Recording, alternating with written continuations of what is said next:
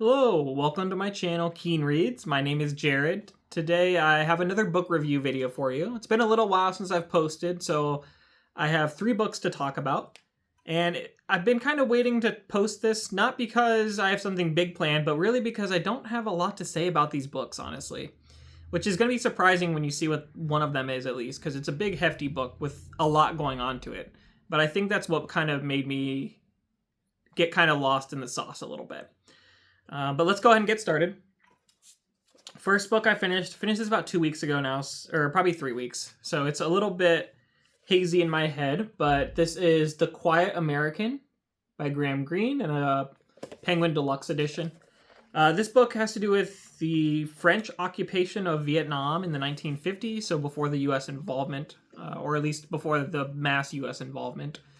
And it has to do with a British journalist, I believe he is, named Fowler, and an American named Pyle, and their interactions as they kind of navigate this pre-war scenario. I guess was still fighting and things going on. I guess maybe there was a war between France and Vietnam. I don't know if it was actually a war or some type of conflict. But as they're reporting on this and their interactions with each other, Pyle being the quiet American, although he's not really quiet. But it was almost read like a movie script, which makes sense if you've read other Graham Greene novels or know that he was a screenwriter in Hollywood. I believe he wrote The Third Man, or was the screenwriter for The Third Man, which is a very, not popular movie, but famous movie, I would say. Very well-regarded movie. And it reads like a movie script almost. And it was made into a film in 2002 starring Michael Caine and I think Brendan Fraser. I have not seen the movie. But it's very cinematic scenes. The plot wraps up perfectly, I would say, which is kind of hallmark for Graham Greene for me. I think he's just great at writing plots. Everything gets wrapped up. There's always something going on behind the scenes a little bit. In this one, it's kind of looking at the idealism of America and how that does not fit well with what was going on in Vietnam at the time. And it kind of put Americans in a negative light, which is fine. I think I'm not going to say anything too controversial here. So, but there was some controversy in America about the way that this book portrayed Americans. So take that for what you will. I enjoyed it. I give it 3 out of 5 stars. Again, don't put too much thought into my star ratings. They're pretty arbitrary. A mixture between objectivity and subjectivity. But probably my least favorite Graham Greene book that I've read, and I think that's the 5th one I've read. I've read The End of the Affair, Power and the Glory, Brighton Rock, and then The Heart of the Matter, which Heart of the Matter was by far my favorite. But I really liked all of them, including this one, but it's probably my 5th favorite of the 5 I've read. A couple more I still want to read, including, I think it's called Our Man in Havana, and The Orient Express are the other 2 that I'm keeping an eye out for. Next, I read a real page-turner, which is very rare for me. Excuse me, sorry. That is The Moonstone by Wilkie Collins in this modern library edition. Very floppy, nice paperback, great size, font. Really enjoyable reading experience. And I really enjoyed this book. It is, as you can read at the top here, a detective story. So there's a quote from T.S. Lewis. I mixed T.S. Eliot with C.S. Lewis. T.S. Eliot. The greatest and first detective novel. The first and greatest of the English detective novels. So that's exactly what this is. The Moonstone is an Indian diamond that is stolen, and the entire novel, it's an epistolary novel. I think that's how you say it. Written in letters or journal entries, talking about, from different perspectives of people, trying to get to the bottom of this diamond heist, or disappearance, stealing, whatever you want to call it. It was a real page-turner. It kept me going. I read it in large chunks and read it pretty quickly. And I really enjoyed it. T.S. Eliot knows what he's talking about, it turns out.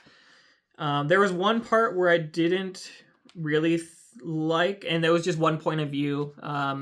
But other than that, all the other letters and points of views that were told, I really enjoyed.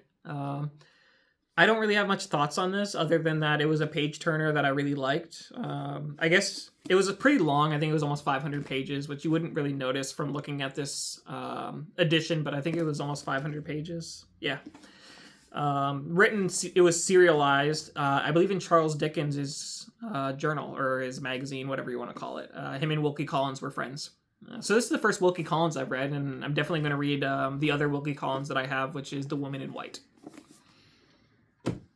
The other book is that I read is the book that I don't really know what to say about, and that is Biographia Literaria by Samuel Taylor Coleridge.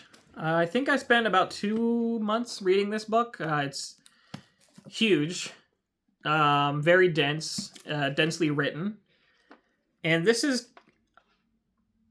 I'm having trouble putting my thoughts together about this book. It is literary criticism in that he is providing his thoughts and opinions on William Wordsworth. It is metaphysical in that it is talking about his metaphysics, which is heavily influenced and sometimes plagiarized from German philosophers. The parts I really liked were his ideas of poetry in general, and he tended to apply these to Wordsworth, but kind of his theory of poetry. There